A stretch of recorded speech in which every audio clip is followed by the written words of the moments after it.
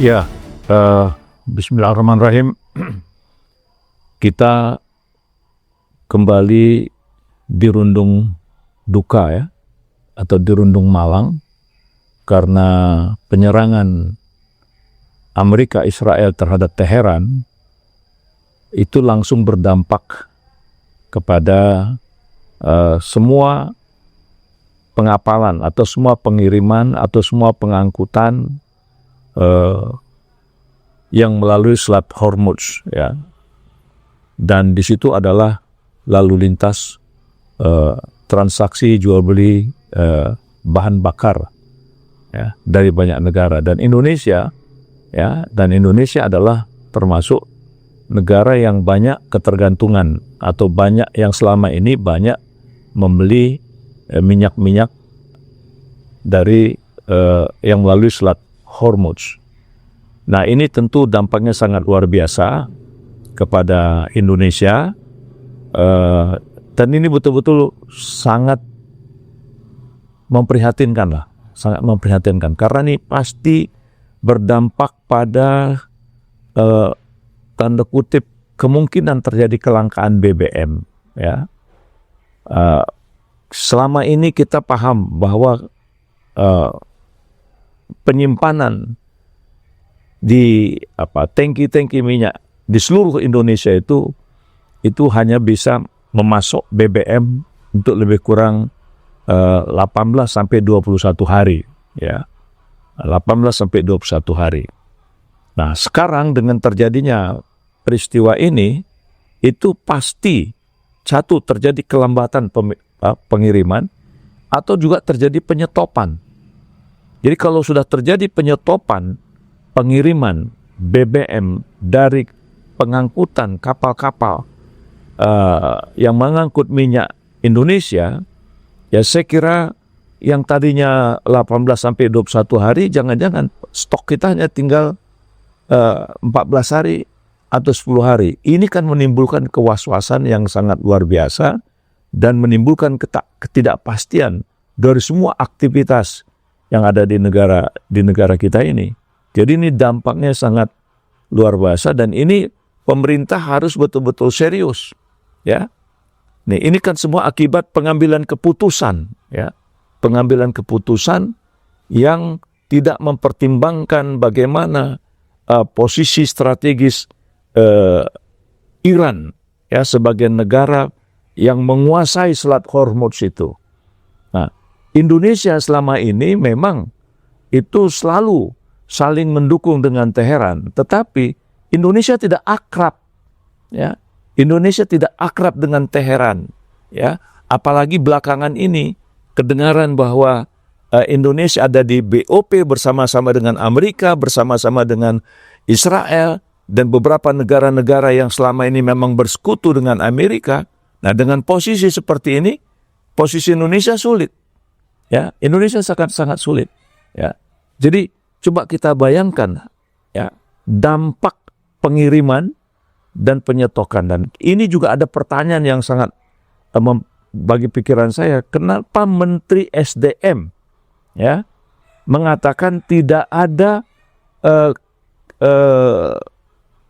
tangki untuk menampung minyak itu? Apa yang terjadi ini? Apa yang terjadi? Kenapa tidak ada penampungan? Apakah ini mau kembali mau dikilangkan kembali di Singapura dengan biaya yang mahal ya? Jadi selama ini kita tahu bahwa penyewaan tangki-tangki di Singapura itu jauh lebih mahal.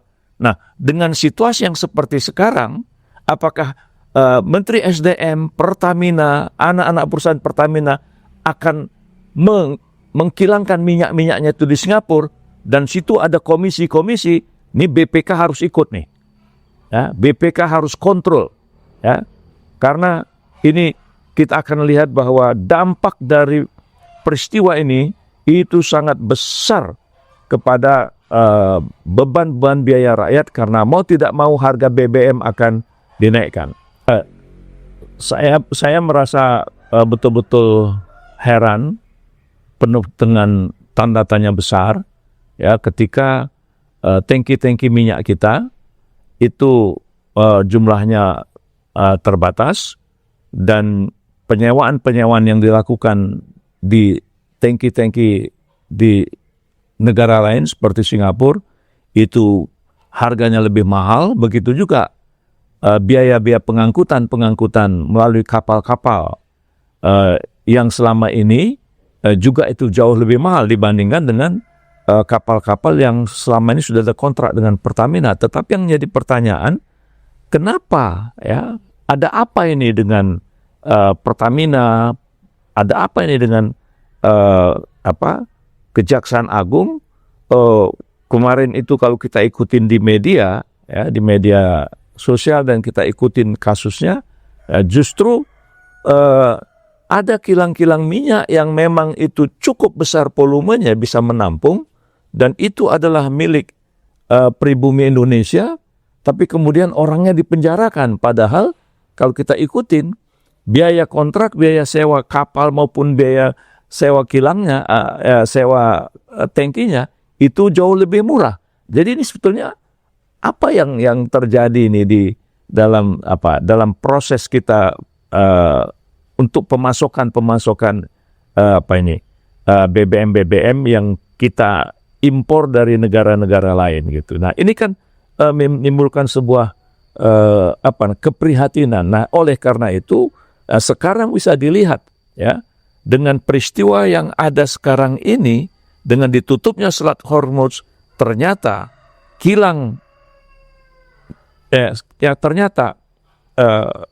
tempat penampungan, ya, tangki-tangki penampungan di Indonesia itu yang terutama kemarin yang sekarang menjadi kasus, ya ternyata bahwa itu sangat diperlukan. Jadi di sini kerugian negara atau beban negara menjadi semakin besar. Nah, jadi oleh karena itu kita berharap pemerintah mendorong pemerintah Amerika Serikat dan Israel menghentikan semua serangan-serangan kepada Teheran, dan kemudian kita minta negara Teheran, pemimpin-pemimpin di Teheran untuk segera membuka kembali Selat Hormuz agar supaya mayoritas Muslim Indonesia ini tidak menderita akibat kesalahan pengambilan keputusan dan pembuat kebijakan.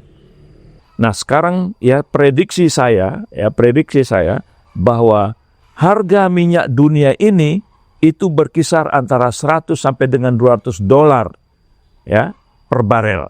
Ya, jadi ini kita bisa lihat ini 100 sampai $200 per barel. Apakah semua dana-dana Danantara, apakah dana-dana Danantara itu mampu untuk ikut menyelesaikan semua transaksi-transaksi perdagangan BBM ini untuk kebutuhan dalam negeri. Jadi ini memang sebuah tantangan, dan rakyat Indonesia mari bersama-sama ya kita berdoa supaya ketegangan supaya Amerika dan Israel menghentikan serangan-serangannya, dan ini kemenangan bagi Teheran.